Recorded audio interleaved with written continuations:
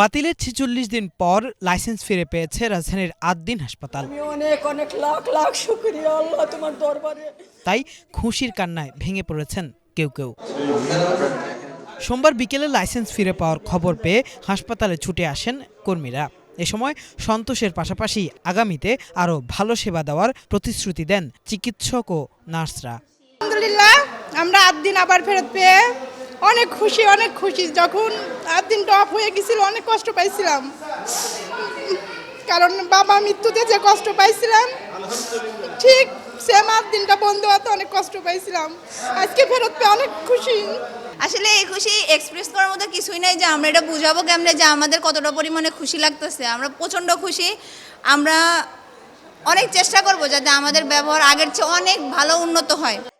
আদ্দিন হাসপাতালের লাইসেন্স ফিরে পাওয়ার খবর সবচেয়ে বেশি দুশ্চিন্তামুক্ত করেছে এখানে ইন্টার্ন করা বিদেশি শিক্ষার্থীদের।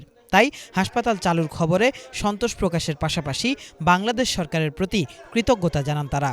We are really thankful and really happy.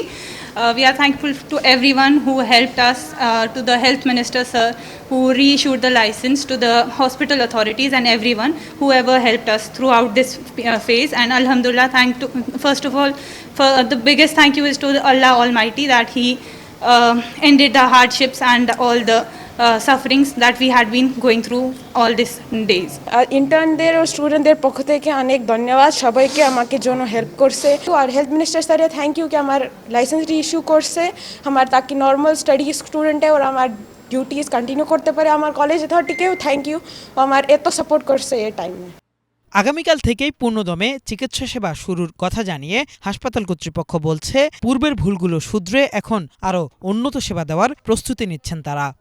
Ad-din হাসপাতালের লাইসেন্স পুনরায় প্রদান করা হয়েছে, অর্থাৎ যে লাইসেন্সটি বাতিল করা হয়েছিল সেই সিদ্ধান্তকে প্রত্যাহার করা হয়েছে।